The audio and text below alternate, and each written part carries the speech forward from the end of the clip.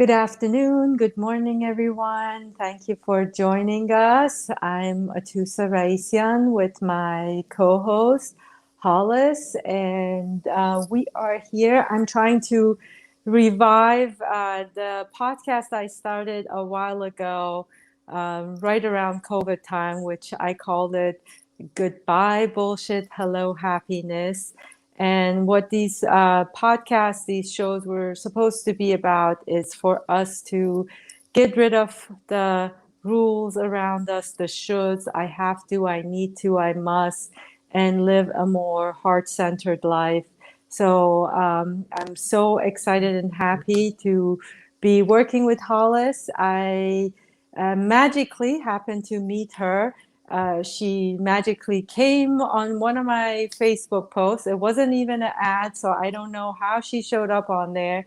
And she asked a very simple but complicated question of what does creativity mean to you?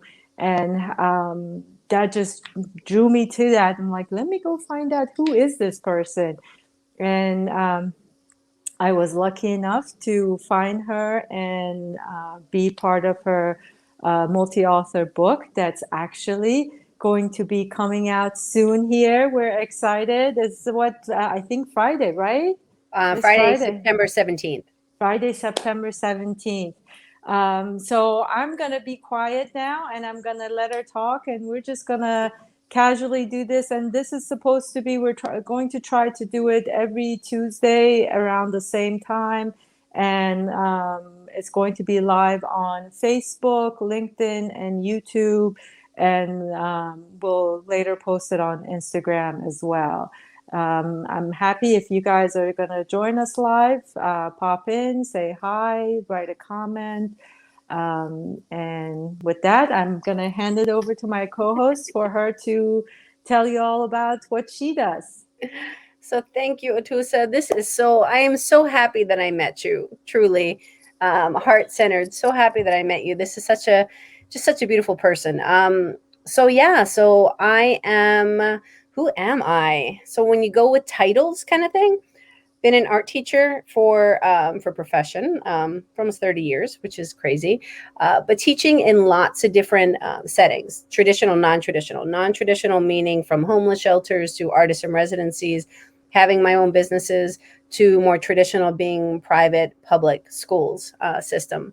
And left the school system 3 years ago. I was like, I got to work with adults and this whole adulting thing and this whole how we get ourselves so stuck in our routines and our roles. And well, I have to pay the mortgage and I have to pay the rent and I have to do this and I have to do that. So I have no time for joy, no time for happiness, because that's like a side thing. It's not actually incorporated into life. So I do it in many different ways. But one of the ways, which I'm so grateful that we met, was through the publishing house and the multi-author book and people getting a chance to share their story. So I guess, maybe it's just kind of coming to me, this whole topic of happiness. Like, what is happiness really? I love that. I love that. And I think everybody defines it differently. I know a lot of people have asked me, like, well, you do this work. Does that mean that you found happiness and you're happy all the time? Um, I am happy all the time, but doesn't mean life around me is perfect or there are not things that come and go out of my life. Is that my view of everything has changed and I take everything with a different perspective, and the joy and the peace is always inside, even in whatever is happening in front of me, because I have that knowledge that everything is happening for a purpose, everything has a reason. That's why I bring that happiness from the inside into whatever is going on in my life. So life still goes on, life still has its ups and downs, and we just do our best to go through with it. And like I said, getting rid of all those rules and regulations, like you mentioned, all these titles we have, all these responsibilities that we think we have to be a certain way for our role as a mom, our role as a wife or a friend or a teacher.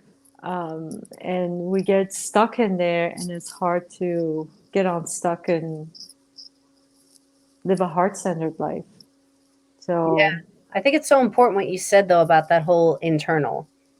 Like you found that whole thing of, well, most people would say, well, it's not possible to be happy all the time.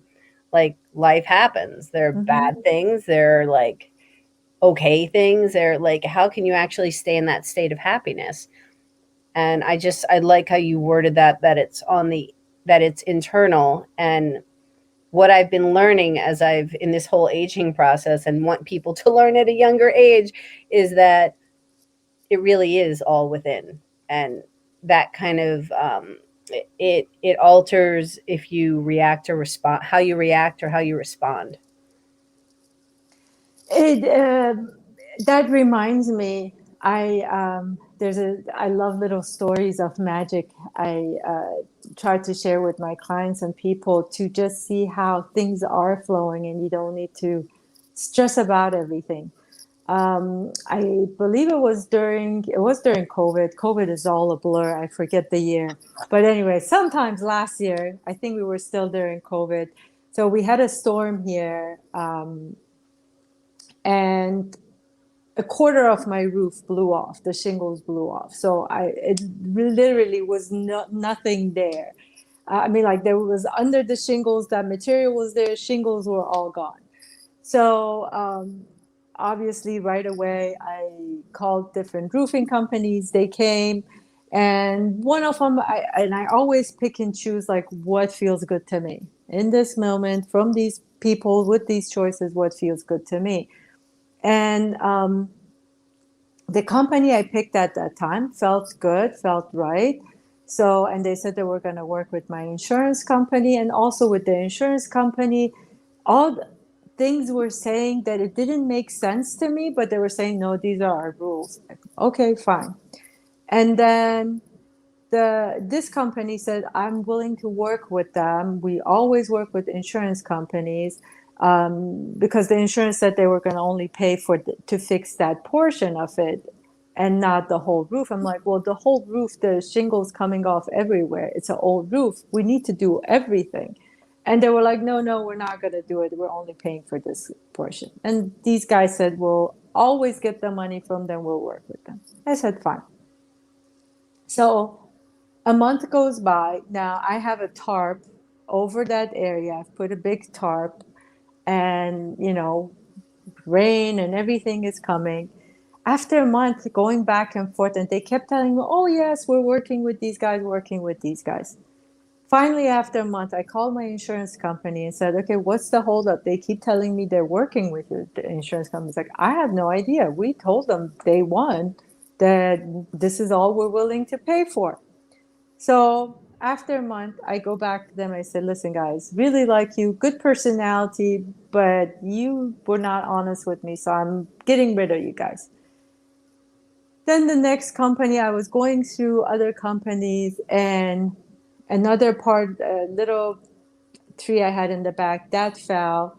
And the tree guy that I knew for 20 years, he came over and we were talking. He's like, what happened? And I explained. He's like, oh, my son works with his friend in Ohio. They do roofing, but the friend has just moved into the area. I recommend him, and he really needs the job. I said, great, send him over. And it just clicked. He was great. The price was right. And all those issues, even with my insurance company, it all went away magically. So, and during this whole process, I'm telling you, we were going into winter. Literally, I just had a tarp on there. And I didn't stress. I kept saying, it's happening for a reason. I don't know what this is, but I know this is happening for the reason. And it was delayed for the job to go to this particular person.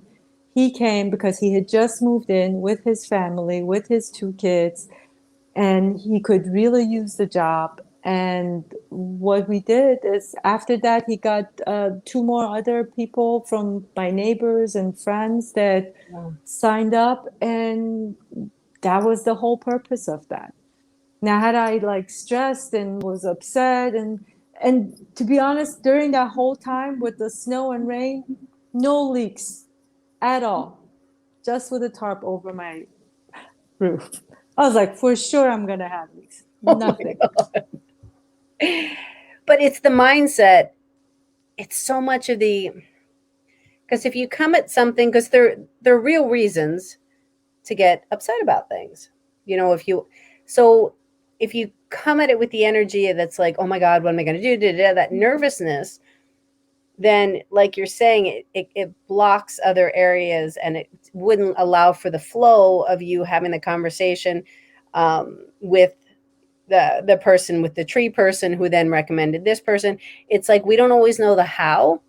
Mm-hmm. It often presents. You're making also, when you told that story, it made me think of somebody that I know who is in New Orleans, and with what happened there with everything, they had extensive damage and all of this. And it's just interesting because she'll post when she can, when she's in, can get Wi-Fi, and she's saying that she's taking care of herself, she's still exercising while dealing with everything she has to do. And she's like, people kind of look at her like she's crazy, almost like, why are you exercising? Why are you, don't you realize that you have to take care of all this? And she's thinking, this is why I have to do this, because it's what keeps me, it's my routine, it's my mindset, it's what I do to nurture myself in order to stay in this space of calm. Mm-hmm. And Flow is very important. You said the right word, the magic word, flow. Going with the flow of things and not resisting it, not fighting it. That flow, it's so important because it really allows the energy of everything to come and go and move freely. And that way you get to really see and feel, okay, this is right for me and what's not, and allowing it to come, flow in and out of your life. So I love that. Yeah, that was the magic word, flow. well, you think of that image of, what Abraham Hicks talks about, upstream and Mm-hmm. downstream. So here you are going against something, going upstream, and it's just like you can feel it. It's like trudging. It's a battle. You're getting pushed back. You're like, it's a very physical feeling of it. Mm-hmm. Whereas when you're going with the stream, it's easy. You don't have to fight anything. Um, so yeah, it's maintaining or trying to be in that downstream more instead of Yeah. fighting so much. Yeah, yeah. I there's a lot of magical stories I think out there, and hopefully through this show we'll get to bring more of those people around to talk about how they let the flow into their life because everything we sometimes can't see the big picture, and that's why we get stuck in certain areas and we grab hold and we try to um, sort of force things into a certain way, and that grabbing and holding on and forcing makes things much harder and makes it even harder for you to even get a glimpse of big picture. And the flow actually, I was one of my clients recently, I was talking to her about it too, is that when you are only willing to also, you've narrowed your focus into what's right in front of you and how things should be, it narrows the way you receive things as well, because it's like you've narrowed your channel, narrowed how things can flow to you only in this specific way.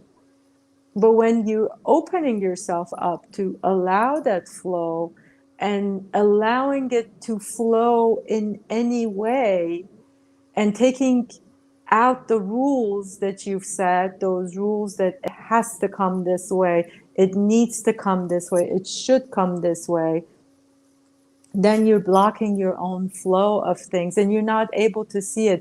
One of the funny things people always say, like, well, I don't get any messages. I'm like, well, where are you looking for messages?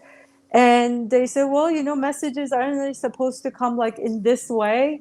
So they have a particular set. I said, well, if you're looking only in that window and missing the door and the window over there, obviously it's going to be much more difficult to give you the message. You got to open it up to, hey, any way, any shape, any form it comes to me, I'm willing to receive it. And that's true about everything. That's true about money, abundance, things you want in your life, opening up to more channels. Oh my gosh, I love that. Yeah, it's true. It's that when you said words like rules and should and that narrowness, I'm thinking yes, yes, yes, because we get, and it's very logical because it's kind of like, okay, well, if this is supposed to happen, then this happens next, and this happens next. Um, and in certain ways, it's kind of like, I don't know if this is going to make sense, but it's kind of like we have to create. There's a sense of order. We like structure. A lot of people like structure, so it makes sense because it gives a sense of comfort. But there's also that balance of being open to saying, okay, well, there's the structure. I know that I'm creating this space. While creating this space, I'm more open than thinking that this is the only way that it can be. This is the how. It kind of goes back to that knowing the how, because we don't often know. It comes in those least expected places for things to Exactly. happen. I didn't know that I was going to start a publishing house, and I had no idea, but it was like a natural progression from everything that I was doing, from the experiential kits to the teaching to the podcast to the it's to this. It's just like a natural flow for people to speak their stories, but in this case it's writing their stories. So the podcast is like the verbal, and Mm-hmm. this is, it's just another way. And I didn't know, but it feels completely natural. Yeah. Even though I don't know, even though there's things I'm learning all the time, it's, one could perceive it as, oh my god, this is such a challenge, like I suck, or any of these things. But that's when you kind of ask for help. That's when you go to the people. You have a support system in place, and that's when you pull. I believe that everything does kind of build on itself. So taking from all the experiences of all the people that I've worked with over the years in all these different teaching scenarios, and learning about people's different personalities and how to communicate with people and all this, these are all skills learned along the way in order to get to this next step. And yeah, I don't know if that made sense, but It did. It did. And actually, again, it keeps taking me back to what you said earlier, the flow. When you're in that flow, and even as you're learning, everything else that you need, it's coming in that stream for you. Earlier I was letting you know, I've been trying to do these live shows, these conversations, these around the table talks that hopefully will get to bring more people here and talk to. I've been trying to do it for maybe over a year. I've been talking about it. It just wasn't coming together.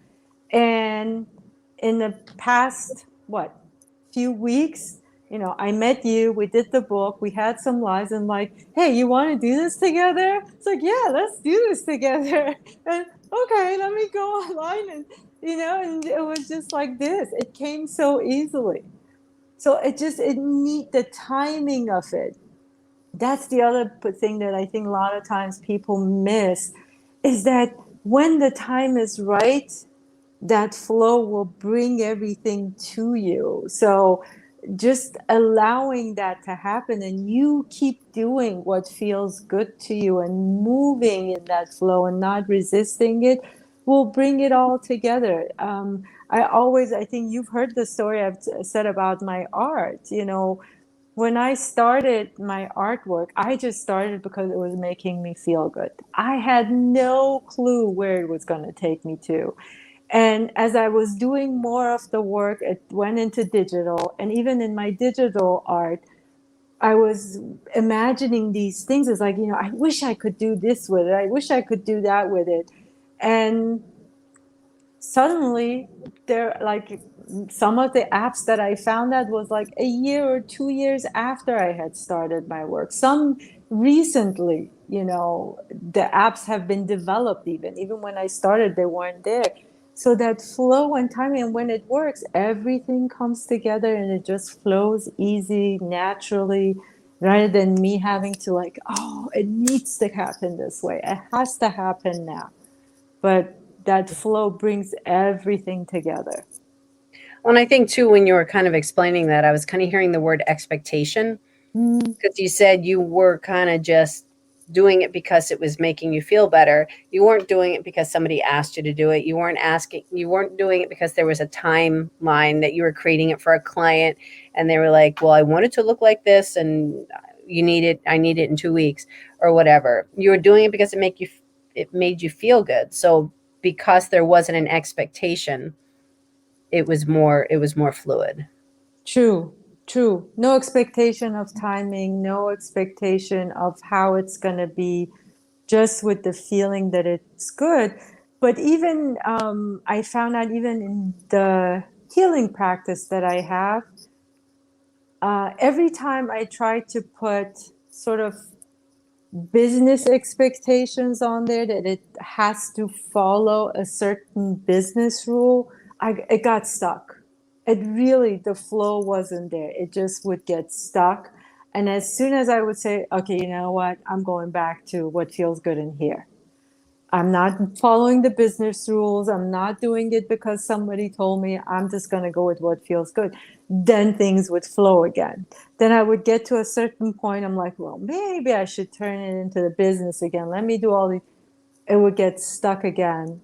And it just wouldn't work. And after like several attempts of me just getting stuck, I said, okay, I got my lesson. I know now. This only has to come from me and what feels good to me.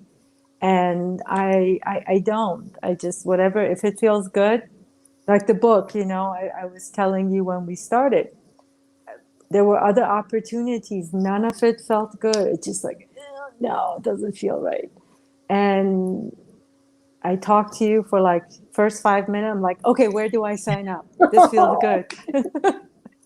This feels good. Let's do it. So, and I think people also get stuck in the fact that what feels good to me doesn't necessarily mean it has to feel good to the next person.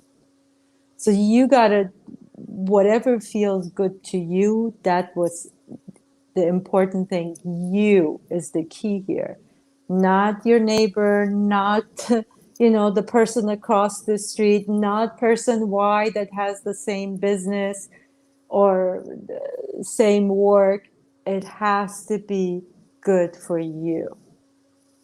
So what I'd like to kind of touch on with that though is, because I'm thinking that people will be like, well, that's narcissistic. Me, me, me. So having people understand that when you're starting from what feels good to me, it's coming from a place of expansion because you know what you want, you know what your why is, you know what your purpose is. So it's coming from that heart centered space, being more focused instead of being so erratic. Because when we're thinking about people all of the time and what Joe Schmo is going to think, and well, maybe Sally Sue will like this, and maybe I should do it for this person, then you're just all over the place. Mm-hmm. So I guess for me, and I'd love to hear what you think, is that when you're coming from that place of how does it feel to me, like you're saying, it's coming from a place that's a lot more centered. So then you can reach the people that are ready to receive what you're offering. Because it's not going to be for everybody, and it doesn't have to be for everybody. It is true. You actually, I love what you said, that what people imagine is like, well, you're being selfish, you're being narcissist if you're just thinking about yourself. It's not that I'm thinking about myself. Mm-hmm. I make my choices, I make my movements, I make my decisions based on my heart and what feels good in my heart. So it's the decisions that come from the mind, that's when they become selfish and they become sort of, we get into that narcissistic realm. But when I'm trying to move and flow from the heart, that's different. Also, that heart center means that I'm coming from a place of love. Yeah. And when I'm going from a place of self-love and just love in general, then whatever movement I make, it is from that heart place, it is from that love place. And that love gets actually sent out to the people that come and interact with me as well.